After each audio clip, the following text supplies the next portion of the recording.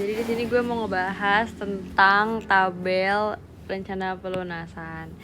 Yang karena gue malas nyari contoh, jadi gue pakai PPT Busri aja. Nah, jadi di sini di soal tuh diketahui kalau dia tuh misalnya ya dia beli motor seharga 40 juta. Terus dia juga udah diketahui bunganya tuh 5%. Jadi ini dua-duanya udah diketahui ya.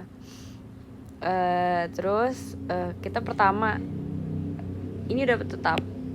Terus yang kedua stepnya adalah kita cari bunganya, jumlah bunganya. Caranya tuh gampang.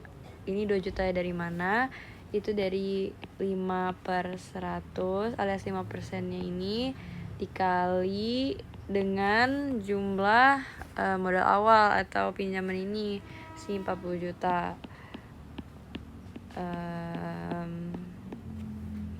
Ya coret ini jadi 20, jadi 2 juta. Next untuk yang ini angsurannya kan 8 juta. Nah, ini 8 juta itu dari mana gitu kan. Jadi pertama-tama itu kita harus tahu kalau misalnya di rumus dasar itu pakai warna biru deh. Nggak baca. Anuitas itu sama dengan angsuran plus bunga.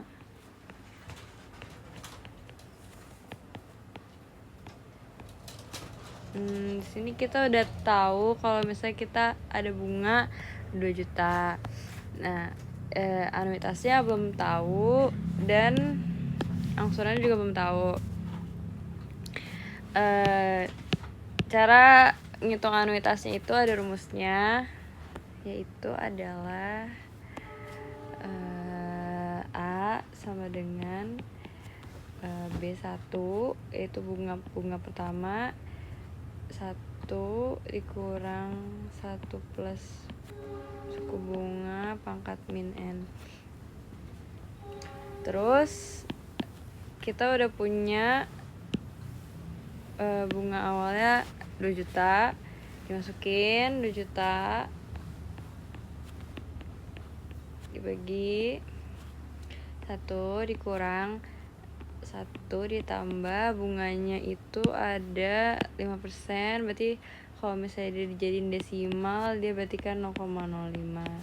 Jadi dia ditambah 0,05 dipangkatin N-nya itu total berapa bulannya. Kalau di sini di soalnya itu dia 5 bulan. Dia nyicil 5 bulan. Jadi dia dipangkat min 5. Kalau misalnya di tugas yang disuruh sama Bu Sri itu disuruhnya dalam setahun. Jadi di tugas kalian tuh jangan nulis 5 lagi tapi nulisnya udah 12. Cuman kan ini contoh soal dari Bu Sri, cicilannya habis di cicilannya tuh 0 di 5 bulan, jadi otomatis dia angkat min 5. Terus dihitung dan hasilnya sebentar. Ini dihitungnya harus pakai kalku saintifik.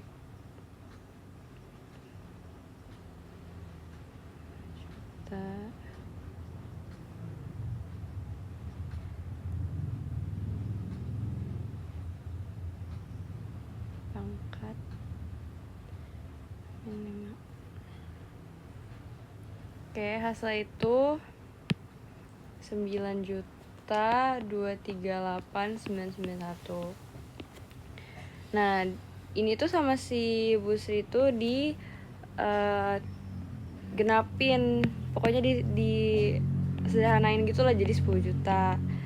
Kenapa bisa kayak gitu? Karena maksudnya kenapa Bu Sri, gue bisa bilang Bu Sri itu genepin jadi 10 juta karena kan si 9 jutanya ini anuitas, sedangkan bunganya itu 2 juta kan, kita udah tahu.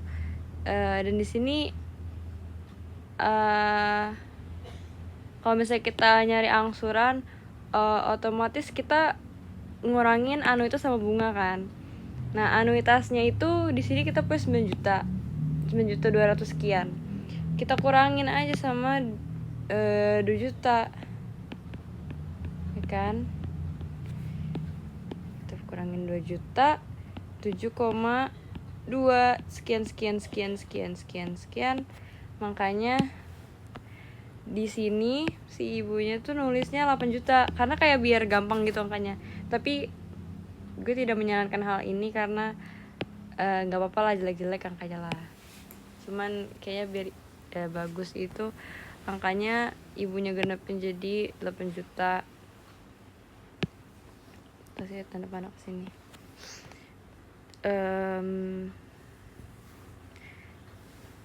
Terus untuk sisa pinjamannya itu ada di pinjaman dikurang dengan angsuran. Jadi untuk cara kita tahu sisa pinjaman itu berapa, cara ngitungnya adalah 40 juta ini pinjamannya dikurang sama 8 juta angsurannya. Makanya di sini dia 30 juta. Kenapa? Karena dia 40 juta dikurang 8 juta. Otomatis dia akan menjadi 30 juta. 30 jutanya ini kita taruh di sini. Jadi 30 jutanya tuh kan udah kebayar nih, kita udah bayar 8 juta. Berarti kita tinggal punya hutang 30 juta. Nah, 32 jutanya ini kita taruh lah di bulan kedua kalau misalnya kita masih ada hutang 32 juta. Nah, dari situ kita hitung lagi pakai cara yang sama untuk bunganya. Pakai 5/100, tapi kali ini tuh dari si pinjaman yang kita masih ada di bulan kedua, yaitu 30 juta. Dan begitu terus seterusnya dengan bulan-bulan lainnya yang seiring waktu itu pinjamannya itu bakal berubah. Ini berapa ya? Jadi 1,6. Dan nilai ini yang 10 juta ini itu dia nilainya tetap. Jadi anuitas tuh tetap ya. Jadi ini 10 juta karena angsuran itu anuitas dikurang bunga, jadi dia 10 juta. Tapi dia bunganya udah berubah, udah jadi 1,6. Jadi 10 juta dikurang 1,6, makanya dia bisa jadi 8,4 gitu. Dan sama dengan cara yang atas, untuk cara nyari sisa pinjaman itu pinjaman dikurang angsuran, berarti pinjamannya 32 juta dikurang sama 8,4, jadi 23,6. Dan 23,6 nya ditaruh sini, dan dengan cara yang sama nanti dihitung 5% dari 23,6 tuh berapa. Nanti hasilnya kayak gini. Terus nanti untuk cari tahu sisa pinjamannya itu tinggal 23,6 dikurang sama 8,82, jadi hasilnya ini. Dan gitu seterusnya ke bawah. Cuman untuk di yang nomor terakhir,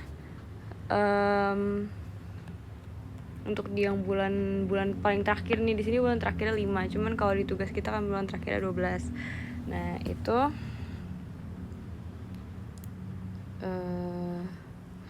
kita udah nemu nih hasilnya. Sisa pinjaman kita itu 5,519. Nah, coba kita hitung deh. 5/100 salah tempat. 5/100 dari 5% dari 5,519 ini kan udah diketahui nih 275 dari hasil hitungnya Bu Sri ini. Kita percaya aja lah ya. Nah, terus untuk angsurannya berarti kan dia anuitasnya dikurang bunga, berarti dia harusnya itu kan 10 juta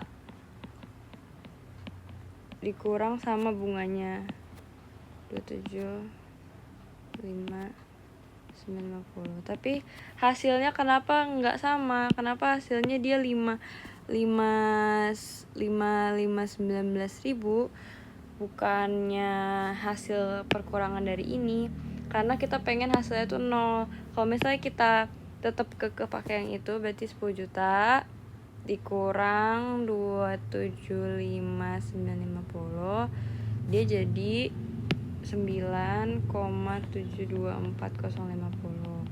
Nah, dia kalau